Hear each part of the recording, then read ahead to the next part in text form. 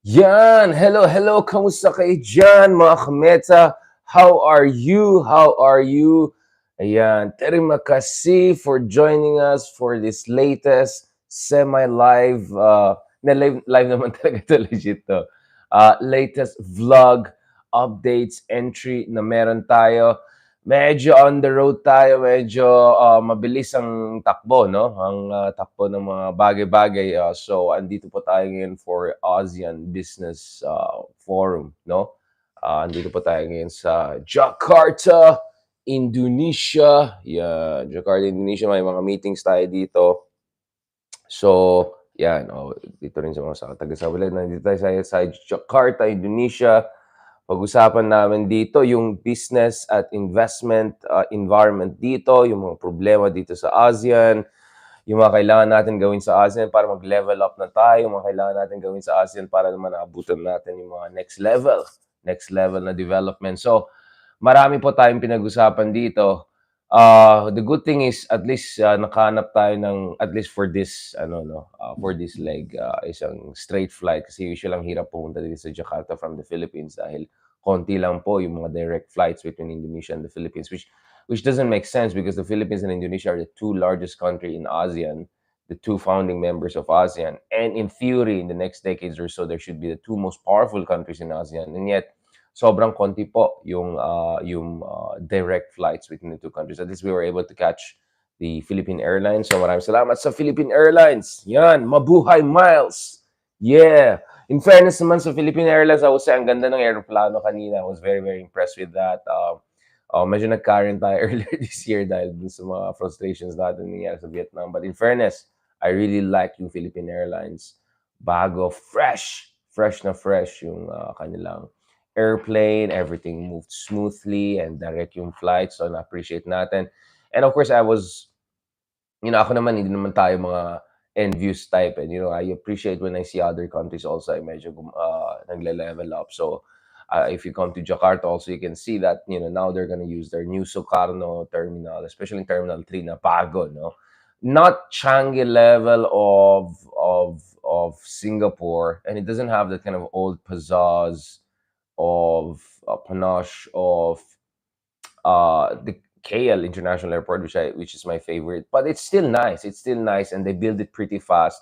At yung makikita mo dito sa Jakarta, which by some accounts is the biggest or second biggest metropolis on Earth, no, right after Tokyo. So Tokyo is the biggest in the world.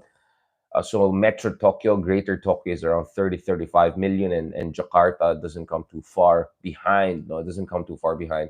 So we're looking at massive metropolis. One thing I can say is that in fairness naman kay Jokowi Dodo, in the 10 years he had, or rather 9 years and a half that he had, kasi next Valentine's Day po, magkakaroon sila ng election. And they have three interesting candidates na come in different flavors. All male, well, two of them quite young, si Anis and Ganjar, and then one of them medyo Tatay Digong style, si Prabowo, no? Tatay Digong, and then may pagka Marcos kasi old elite, ganon. So, let's see. It's going to be interesting elections here in the coming months, and well, in fact, the election has already started by all indications. No, I mean, I'm happy to see Indonesia is on the move. I'm happy to see all of these skyscrapers, all of this new airport. I'm happy to see the service culture is world class. So hindi lang Singapore, hindi lang yung Singapore yung maganda sa ASEAN. Hindi lang Thailand ay medyo humabol-habol or Vietnam, but Indonesia uh, is very much in the driver's seat, no, when it comes to regional leadership and moving ahead. Now, let's talk about ASEAN because yun po yung dahilan na nandito tayo, because this month we'll see the beginning of many big level meetings for ASEAN. Um, and in many ways, this will determine what will be the legacy of Indonesia in its latest iteration of leadership of ASEAN. Now, the thing is, I think this year is different for Indonesia because Indonesia is not the same country it was 10 years ago. Now it has a $1.5 trillion GDP, close to 300 million people. It's a member of G20, and last year ang Indonesia po ay nag-rotational presidency ng group of 20. I think 20 largest economies or most influential countries on earth. So there's a different feel to Indonesia nowadays. There's a different feel to Jakarta nowadays. There's a sense of confidence. There's a self-assertion. And the interesting thing with Indonesia right now is that it's also looking at exporting its own model of, Islamic society, very tolerant, advanced, modern, inclusive, pluralistic Islamic society. Of course, the country is not perfect, but so I just sense that Indonesia is really moving in the right direction on many, many fronts. Far from perfect. And if you look at Jakarta, actually, it looks like Metro Manila, quite bigger than Metro Manila, but at least Jokowi did some of the basics infrastructure projects, yung kanilang LRT, yung ginawa nilang, naging parang bahasa ko, naging bahasa style, naging parang Espanyol, LRT. Meron silang metro lines, meron silang maraming boulevards. So things are moving in the right direction for this country over the past decade or so. Okay, mamaya na kayo mag-comment sa mga pouty lips, mga ganun natin, mga walang ya. Focus muna kayo dito kasi hindi ko dala isang laptop ko na maayos ang ano. Focus muna kayo dito. Anyway, medyo windang din tayo kasi grabe yung back-to-back travel kasi of course binisita natin yung ating lola for around 3 days dahil medyo malala yung situation niya nung isang araw. So nag-worry talaga ako. Sabi ko, there's no way I'm gonna go abroad kung hindi ko pa siya na binisita. So hindi na ako tumuloy dito na mas maaga. Actually, kahapon, may event po kami dito for the ASEAN Forums. Diyan sa ASEAN Fora for the diyan sa Presidential Palace kila Jokowi. So I missed that. But it's okay. No problem. I'm more than happy that spend time with Lola and all. And then diretso. And for the first time, actually, about for the first time in like a decade, balik na naman tayo sa bus, di na tayo driver ng ibang tao or nakikidriver sa sarili natin.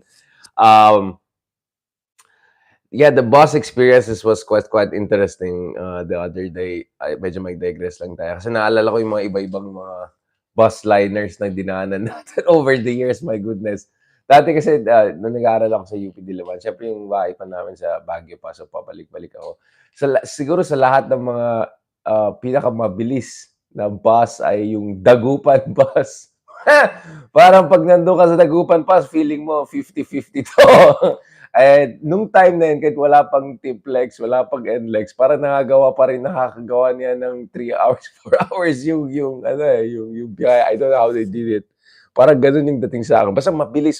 Tapos, yung grabe sa Dagupan bus is, ang lamig-lamig sa loob, yung aircon nila sobrang lamig. Yung tipo yung mga tao, alam mo yung mga kurtina ng bus, ginaganon na lang sa sarili. Tapos, habang namamatay ka sa lamig, ang bilis-bilis yung kotse. So, at once, na-heart attack ka na, ang init-init na katawan mo dahil sa nervyosa mo. I mean, grabe talaga mag-overtake yung kotse. I mean, tayo medyo kaya natin mabilis mag-drive, pero ibang klase talaga yung Dagupan bus.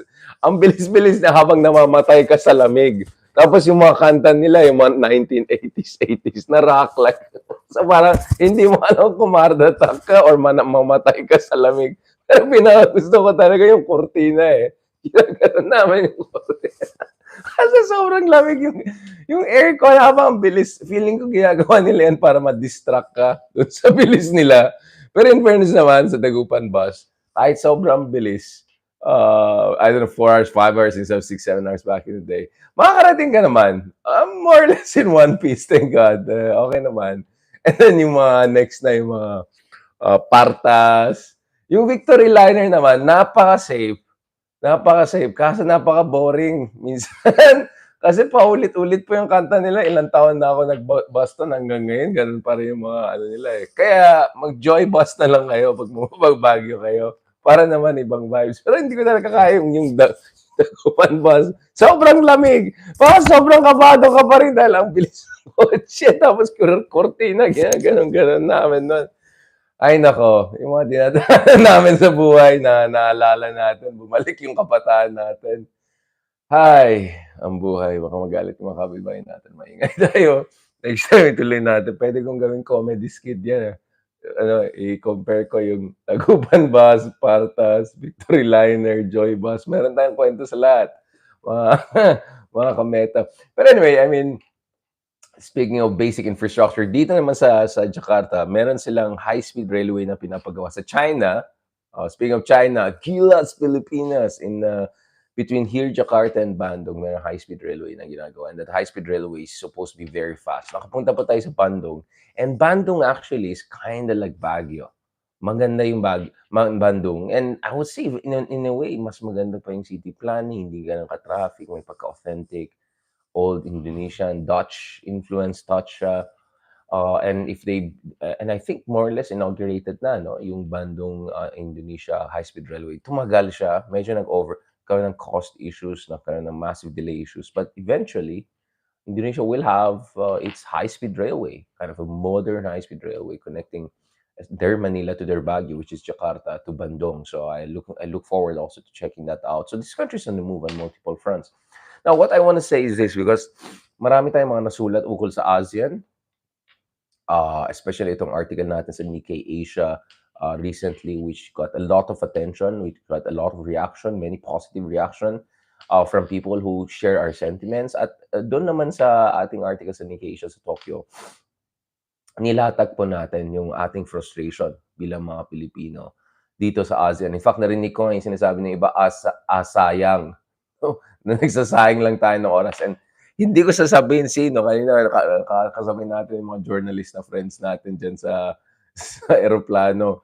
Sabi, ay, wala namang mangyari dito. Magana lang tayo, maglulukuhan lang tayo. So, pag Pinoy ang kausap mo, napaka-skeptical, napaka-pessimistic dito sa ASEAN. And I understand it because I think there's this sense of double betrayal by ASEAN. One is dahil dun sa arbitration award natin. Nung lumabas yung arbitration award natin, wala. Ewan. Wapak. Zero. Zilch. Walang support from ASEAN.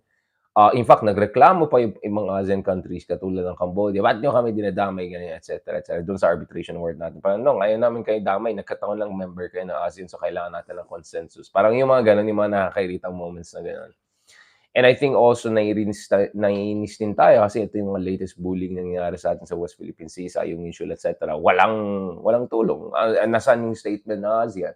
And ASEAN is supposed to be a kind of anchor of stability and prosperity, et cetera. So nilatag po natin bilang isang Pilipino yung ating frustrations talaga dito sa ASEAN, which I think is shared by practically all sound objective experts, no, na hindi invested sa dysfunction and paralysis and all of this blah blah blah, right, which is holding ASEAN together. For me kasi, ang laki ng potential ng ASEAN to be a big force, because ASEAN is not just a collection of few small countries. It's a collection of a few small countries, but also some quite big countries and influential countries like Indonesia. And you cannot say Thailand is small. You cannot say Vietnam is small. Philippines actually not small, more than 100 million population. Several ASEAN countries will be trillion-dollar GDPs in the coming years or so, in addition to Indonesia. And we already have one of the most advanced countries on earth here, which is Singapore, and Malaysia is also pretty decent, nice, dynamic economy in place, despite all of their political problems. So, having said that, pulling together itong resources natin ng ASEAN can go a long, long way. And the thing with ASEAN is that the long-term economic prospect is also very positive. Young population. I mean, look at the countries with the highest skyscrapers, like yung mga ganitong skyscrapers dito, ganun. I mean, three or four of them are ASEAN. Like you'll get Thailand, Philippines, Jakarta, Indonesia, Malaysia. I mean, this is a region on the move. It's an exciting region. Napapamahal tayo sa ASEAN. The food, the culture, the people, the intellectuals. Marami tayong mga kaibigan dito sa Malaysia, Indonesia. Pangalan nila mga Rizal. No? Rizal yung mga pangalan nila. So, there's just so much. And in the past, actually, ASEAN made huge contribution doon sa East Timor. When they had referendum, they had independence, they transitioned to democracy. Ang laki ng contribution natin sa Cambodia after the Third Indo-China Wars to push them towards more pluralism and democracy, at ayusin nila yung mga nangyari doon sa bansa nila para hindi magkakaroon na naman ng genocide, Pol Pot, all of this crazy stuff. So we did many positive things in the past. Ang problema kasi ngayon sa ASEAN is wala na yung mga big boys. Wala na yung mga big statesmen katulad nila Mahathir, katulad nila Suharto, katulad nila, well, Marcos to a certain degree, but of course, katulad ni Lee Kuan Yew. Because back in the day, itong mga malalaking leaders na yan, tatawag lang sila sa isa't isa, they will make big decisions together and push the ASEAN in a certain direction. And back then, actually, for a very long time, konti lang mga members ng ASEAN, 4, 5, 6 countries. No? Hindi siya ASEAN 10. So I think the problem started when ASEAN expanded rapidly without taking into consideration gaano ka-coherent itong organization na yan. And pangalawa, as we expanded the ASEAN, in order to avoid conflict, and away, ang ginawa natin, hindi na tayo consensus-based, to be honest, dito sa ASEAN eh. Unanimity-based na tayo. Kailangan all 10 are on board for some big thing to happen on some big issue, particular sa security issues. Now, sa economic issues like ASEAN free trade, quite successful tayo, pero hindi tayo gumamit ng unanimity doon. Actually, ASEAN minus X majority formula ginamit natin. Pero dito sa mga sobrang sensitive na issues, whether itong problema civil war sa Myanmar or itong problema sa West Philippine Sea, East Sea, South China Sea, North na Tuna Sea, hindi pa rin unanimity-based essentially siya, eh, kaya ang bagal-bagal ng ASEAN. Tapos tayo pang minsan na sinisisi, ang Pilipinas masyadong mabilis gusto. Yung code of conduct na ni-negotiate natin, para hindi mag-bully yung mga bully diyan sa West Philippines, para hindi sila manggugulo, hindi sila palitan ng facts on the ground on a daily basis. 1980s pa lang na-propose na natin 'yan, eh, pagkatapos ng giyera ng Vietnam at saka China 1988 diyan sa South Rim. 1997, 1998 pa lang pinag-usapan natin ng husto 'yan sa ASEAN dahil do'n sa Mischief Reef, Panganiban Reef na incident na nangyari.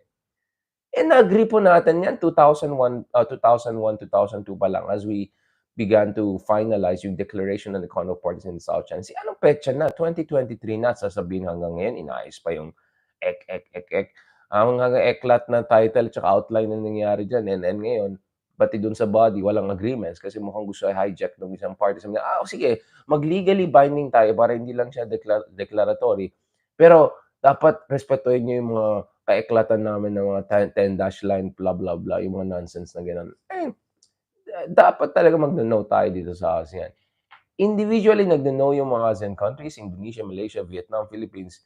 Pero as a whole, talaga bug down talaga ang ASEAN, eh. Kailangan talaga nilang do something about it. Kaya ako, my sense is there'll be two-track response to this. One track response is, siguro ang gagawin ng Indonesia is they'll try to get some sort of a strong statement or semi-strong statement on the West Philippines and South China Sea. President Bongbong Marcos is actually, I think, also here in town, pushing for that. Yan, ayan, nagkasabay na yata kami ni El Presidente, yan, mga Dora the Explorers na kami.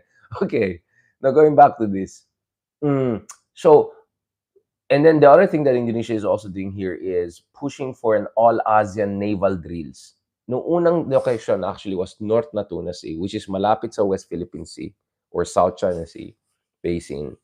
That was a good suggestion. That was a very good suggestion na all ASEAN countries, tayo mismo mag-naval drills tayo doon para magpakita tayo unity, operational preparedness, and essentially our opposition to either superpowers of US, China dominating the waters. All right? Kaso ang problema, dahil nga unanimity, dapat every country was on board. And guess which country said no to that? So, na-relocate ito sa South Natuna Sea, a little bit sa baba, medyo malayo na sa South China Sea, but nevertheless, still kind in the neighborhood. So, in fairness, I think Indonesia is really doing its part. President Jokowi, this is his last year in office. This is his legacy year. This is his last hurrah, last diplomatic dance. He did fantastic as the G20 president last year. So, let's see where we're going to move on that front when it comes to the ASEAN 10 quote-unquote solution. So semi-strong statement, some sort of inaugural joint drills, better than nothing. But to be honest, the track 2 is where it gets very important for me because para sa akin, where ASEAN can be really helpful is that wag na tayong mga sa ASEAN 10. Wala tayong maabutan dyan. Or at best, yung nga, semi-semi yung mga abutan natin. Better than nothing. But I think talagang aasa dapat tayo dito sa ASEAN mini-lateralism, yung cooperation among us ASEAN countries. Feeling ko dito medyo may potential because kung kausapin mo yung mga Indonesians, Malaysians, Vietnamese, even Singaporeans, gets nila saan galing yung concerns natin. At ayaw din nila yung ma-dominate ng China, itong West Philippine Sea, itong 10-dash line, all of this nonsense. Nakita niyo naman na gano'n ka-strong yung pushback at response ng Malaysia, Vietnam, Taiwan, Philippines, lahat. And even Indonesia, no? Dito sa latest 10-dash line new map, supposed new map ng China. Although the 10-dash line is not new, katulad ng sinabi natin, matagal na it used to be even 11-dash line. But going back to this,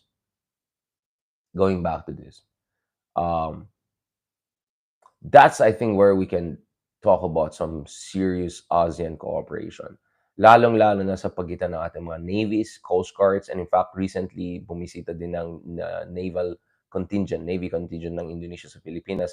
So I think on the bilateral, minilateral level, we can get something done if we have more joint drills and diplomatic statements with Malaysia, with Vietnam, with Indonesia.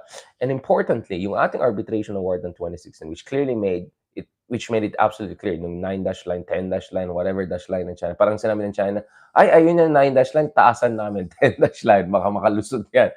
Hindi talaga dapat lulusot yan kasi walang kwenta yan, walang basihan sa modern international law. Gawa-gawa lang yan.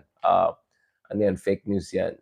Going back to this, it's important that Philippines, Indonesia, Malaysia, Vietnam work on maritime delimitations dahil meron din tayong overlap dun sa ating mga karagatan, dun sa ating sovereign rights, dun sa ating even yung mga territories na kinokontrol natin dyan, no?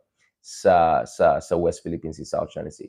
We have to be absolutely clear na we are willing to address and manage these disputes based on prevailing modern international law.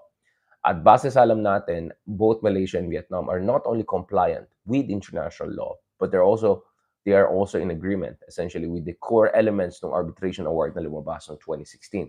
So that should be a basis for maritime delimitation, boundaries negotiations. Gladly, one thing is that's already happening between Indonesia and Vietnam to a certain degree, and between Philippines, hopefully, and Vietnam soon, base dun sa negotiations or discussions that are happening between Philippines and Vietnam. In fairness naman to BBM administration, they're also focusing a lot on working it out with Vietnam. And then with Malaysia also, we have to have something. Now, with Malaysia, we have a complicated relationship. Marami tayong bitterness because of yung giyera sa Mindanao, yung kanilang support for separatism back in the day to bog us down because galit din sila sa atin dahil sa ating Sabah claim at yung mga nangyaring gulo sa Sabah over the past decade or so. But we have to put that aside because honestly, the good thing with Malaysia right now, they're under Anwar Ibrahim, who's the president who understands the Philippines, loves the Philippines, is very invested in this bilateral relationship, at least in ways that Mahathir, Najib, all of the other leaders were not. Kasi parang dismissive lang sa ating ibang Malaysian leader. This one, Anwar Ibrahim, a little bit different, a little bit more respectful, a little bit more switched on. So I think this is really what we have to work on right now. Really, among ASEAN 5, forget about ASEAN 10, but ASEAN 5, let's get more Coast Guard, more naval, more diplomatic, but more importantly, more diplomatic, more legal uh, on-clause arbitration-based resolution ng ating mga overlapping claims dyan sa West Philippines. I think that's the realistic way forward. And I think that could be very effective. Minilateralism. Now, I know ma-hurt yung iba dyan sa ASEAN, ba't di nyo kami sinama? Di namin kayo sasamahin kasi wala naman kayong ginagawang matino dito sa issue na yan. Ganun lang kasimple. But of course, no one is gonna say that. It takes a Hidarian to say these things. Masyado tayong polite sa ASEAN. Yan ang problema.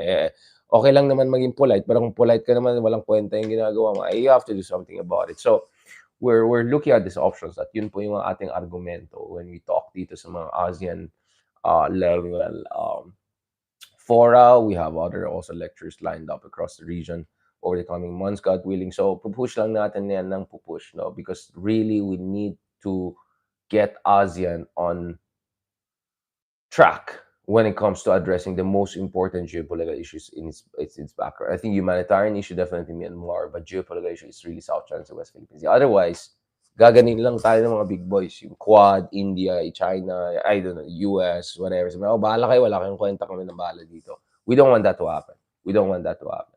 Eh si Biden, di na pupunta sa ASEAN Summit this year. Si Xi Jinping, di na pupunta sa ASEAN Summit this year, which tells you, either there's frustration with ASEAN, clearly in the case of US, or in the case of China, kampante sila, magamit nila influence nila on one or two country or more para walang mangyari sa level of ASEAN. So we have to prove them wrong. And in order to do that, we have to look at, if not majority-based decision-making, more unilateral coordination among ASEAN countries and South China Sea. All right? On that note, thank you very much mga kameta. Di pa tayo kumain. May nagtanong pa ng pagkain dito. Well, alam mo, hindi ako mahilig sa spicy talaga, to be honest. Hindi ako into spicy food na gusto natin yung Filipino food natin in comparison. I like Vietnamese food a lot. Fantastic. I love Vietnamese food a lot. Some Malaysian foods are very good, especially the ones that have kind of a Mediterranean, Middle Eastern feel. But we are here and hopefully I can find a not so spicy version. Kasi at least sa India, pag pumunta ka doon, pag kumain ka ng food nila, may yogurt sila, right? Pero dito hindi sila yogurt. So ang hirap i-cancel out yung spice. And as you know, spice is really what made Indonesia very important internationally. And that's the reason why dito yung mga Dutch, kinonquer sila ng, Jakarta used to be Batavia, which is the Roman name that was given to the Dutch people back in the day. And because of the spice productions, they're very proud of their spice, except wala tayo dyan, di ba? And so, not really my thing. But they have fantastic food in terms of yung varieties, in terms of yung diversity of taste and flavors na feeling ko minsan kulang sa atin sa Pilipinas. And they're getting better and better in packaging their culture and in terms of their soft power, especially because of the Bali influence. Pero kaya-kaya natin yan, alright? On that note, thank you very much. Maraming salamat sa lahat naman nagmamahal sa atin dito sa YouTube, dito sa um, Facebook, o yung ibang followers natin, no, especially sa US, yan sila Ma'am Jocelyn, hope you're keeping safe kasi narinig natin kanina may statement si DeSantis about hurricane or something. O yung mga kababayan natin sa Pilipinas, kanina actually medyo grabe yung eroplano nung palabas tayo dahil sa ulan. So, yung mga kameta natin dyan sa Pilipinas, sa Manila, sa Luzon area, napektado sa ulan, sa typhoon. I hope you guys keep safe and dry. And my prayers and love for you. All right? Gawin lang natin yan. Just work and suffer. Let's keep on doing this. Suffer and work and keep on pushing it. Hopefully, at some point, maging more useful ang ASEAN para hindi maging asayang. But let me tell you, kung walang ASEAN, medyo lalong not good. The alternative is not good. Because kung walang ASEAN, mag-aaway-aaway lang tayo bilaterally at wala tayong combined weight. So, parang medyo gilas, eh. Maganda yung maganda yung team, medyo kailangang ayusin yung combination, medyo kailangang ayusin yung coaching, gano'n, alright. Pero yun nga, sa Pilipinas pagdating sa basketball, ang taas ng expectation natin sa coach, galit na galit tayo. Pagdating sa politika, "Ay, hindi kasalanan ni tatay yan, kasalanan nung asawa, kasalanan nung nasa paligid niya, kasalanan nung." 'Di ba, sa Pilipinas lang makikita mo, ang baba nung approval nung cabinet, pero ang taas ng approval ng presidente. Ang baba ng approval ng DepEd, ang taas ng approval nung head ng DepEd. Parang, wait lang, anong ibang klase talaga yan. So, huwag niyo naman awayin masyado si Chot. Alright? On that note, thank you very much. Maraming salamat sa lahat ng mga sumusuporta sa atin. Thank you very much again kay again, as okay, Ma'am Jocelyn, please keep safe and strong. Maraming salamat dun sa mga nag-comment sa atin. Noemi Tablate, Perlita Sigila, ayan. Maayong gabi. Maayong gabi rin po. Kay Mia Fresnillo, thank you very much also for joining us. Our pleasure. Dito sa YouTube din, ang dami nag-aaway. Anong sinasabi nito? Oh, sabi ni Just Your Average Joe, yes, South China affects the world, so everyone has to be involved. Exactly. And ang problema ngayon is involve yung Europe. Ang layo ng Europe. Involve yung ibang bansa. Tayo mismo na nandito tayo, medyo sablay pa yung response. Kaya kailangan natin do something about it. Salamat ka also kay Maximilian Ganaban joining us from Bukidnon. Ay, napakagandang lugar pa. Doon din yata galing si Sir Lorenzana, no? God bless, napakaganda yung mga pictures na nakita ko about Bukidnon. Hopefully, we can visit also those beautiful places inside the Philippines. In fact, pag nandito tayo sa Indonesia, medyo naalala ko yung Mindanao, di ba? Thank you very much again kay Linda Walton. Alright, nag-aaway-away na sila. Sabi ng isa, Republic of China 11-9. Yes, that's true. Actually, galing sa Kuomintang, which eventually escaped to Taiwan. Yung itong mga 10-9, 11-9, itong mga kalokohan na yan. But the thing is, Taiwan is not like bullying us right and left. Andun lang sila sa Ito Aba, and they're sticking to that typing. That's it. Pero yung China, yung isa, hindi lang malaking claims nila, malaki din yung kanilang navy, military, at capacities to actually actualize and operationalize yung mga ganitong mga crazy maps and claims na yan sa India area. Pati Russia, yung mga territories ng Russia, kinalaim ng map din ng China. Pero yung Russia kasang hina na ngayon eh. Dahil si Putin, desperado na dun sa tulong ng China. Lahat ng cars nila ngayon galing sa China, lahat ng mga oil and gas nila, either China, India. Sobrang desperate. Ang sobrang mahina ng Russia. I feel bad really for Russia, what's happening to Russia right now. And ito mga kasyungan nung tatay nila dyan. Ang hina ng Russia ngayon, dependent na sa China. So, wala. Pwede silang ganyan-ganyan lang yung China dun sa mga map. Wala silang masasabi. Sila lang hindi nagreklamo. Lahat nagreklamo dun sa map na yan. Alright. Ay, nako. Yan kasi ang problema mga tatay style, yung mga leaders na hindi dynamic, medyo laos na mag-isip, medyo sabog na tuloy. And many people will suffer as a result of that. Thank you very much, guys. God bless and talk to you soon. Have a blessed weekend, by the way. Have a blessed Sabbath day, and hopefully we can continue this kind of conversations for the foreseeable future. Maraming salamat. God bless and talk to you soon.